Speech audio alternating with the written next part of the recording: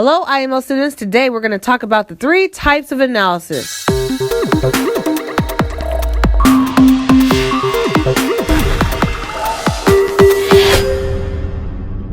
Before we get started, here's a little bit about myself. My name is Adeze Duncan, representing iMarkets Live. Some of you may know me from Forex 101 on IML TV.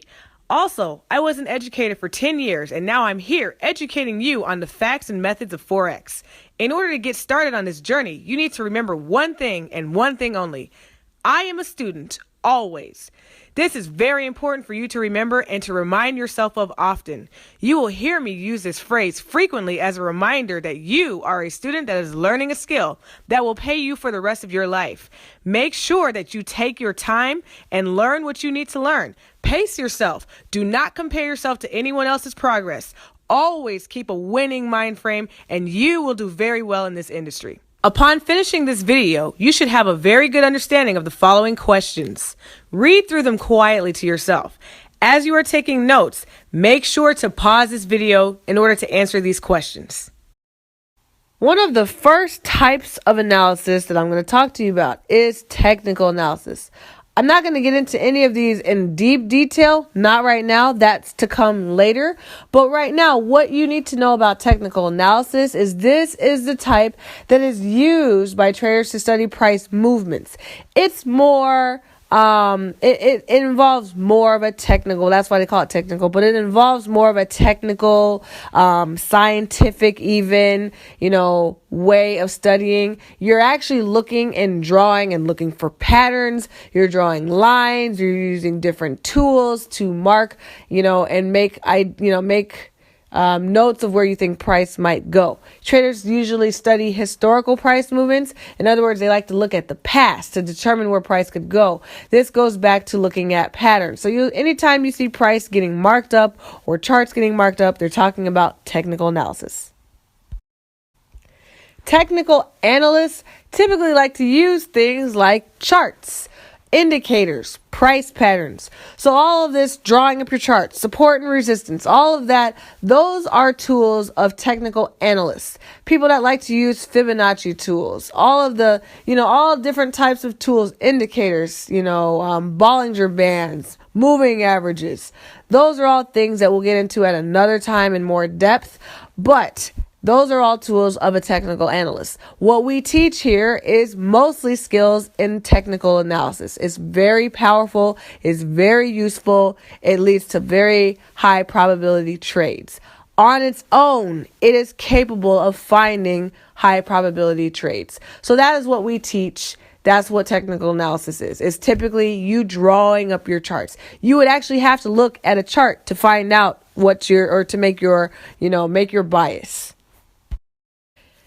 Then we have fundamental analysis. Fundamental analysis is a type of analysis that includes political, social, economical news to gauge how the market will do, along with country's potential economic outlook. So as you see in my picture in the background, fundamental analysis centers around news, rumors and whatnot. That is fundamental analysis. How is the market doing? What is projected to happen? What's going on in the economy? What's happening politically wise?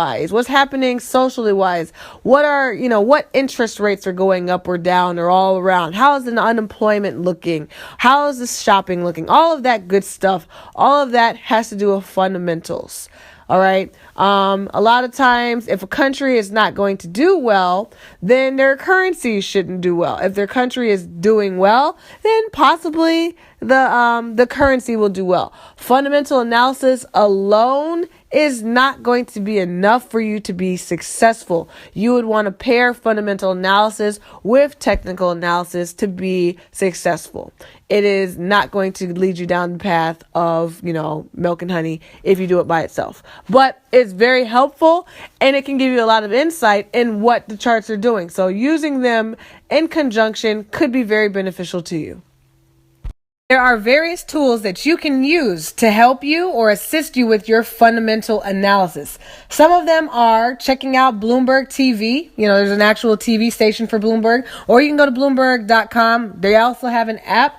Another one is ForexFactory.com. You'll see this one a lot on IML TV. There are various traders that like to look at ForexFactory.com. What's nice about this and various other economic calendars is instead of you having to watch the news every day, if you don't like to do all of that, you can actually go here and it tells you the relevant news that you should be knowing about. It also tells you if it's going to be high impact or medium impact, low impact. High impact would be something like an election.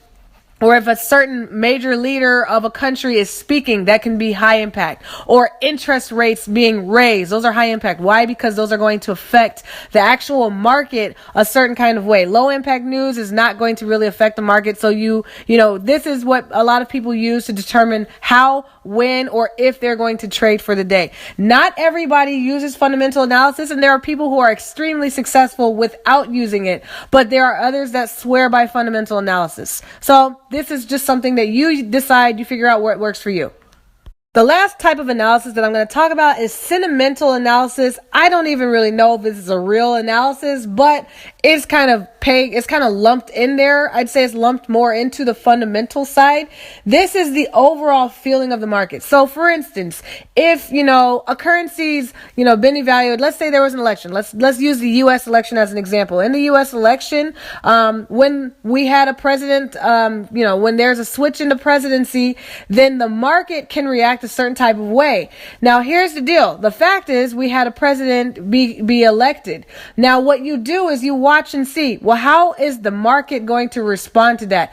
Is this a good thing? Is this a bad thing? It's the overall feeling. It's how people feel about what took place in the market. So that actually plays a huge role. Why? Because the market, everything in the market is all based on human psychology anyway. So it's all about the feeling. If interest rates were raised, or if they were lowered, or even if it could have been good for the currency, what actually matters and what you actually see happen in the market is how do people feel about what happened? It's not about there was an earthquake in this country, what's that doing to the currency? It's more about how do people feel about the economy now because of the earthquake that happened. So it's not even so much about what is actually happening, but how people feel about it. So that's sentimental analysis. It's kind of lumped into fundamental. With technical analysis, again, that one goes more off of prices.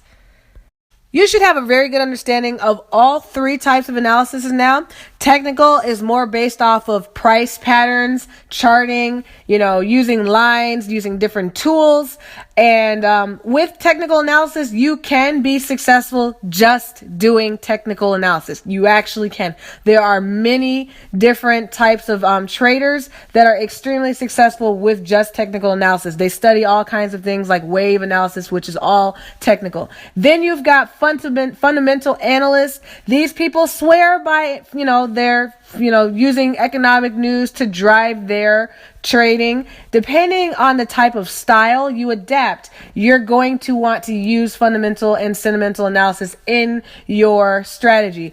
Depending on if you've adapted more of a technical type of strategy, then you may not even need fundamental analysis, but it really depends on how you trade. So which one is best? I can't tell you which one is best. It really depends on what you adapt for your trading style. So you have to figure yourself out. What do you like? Do you like, to look for patterns? Are you able to use different indicators? Are you able to just use price action? You have to figure that out on your own. So there is no way one answer which one is best. That's to each his own. By now, you should have a good understanding of the following questions. Read them quietly to yourself, and when you are finished, go on to the next video in this series. Thank you so much. My name is Adeze Duncan, and remember, I am a student always.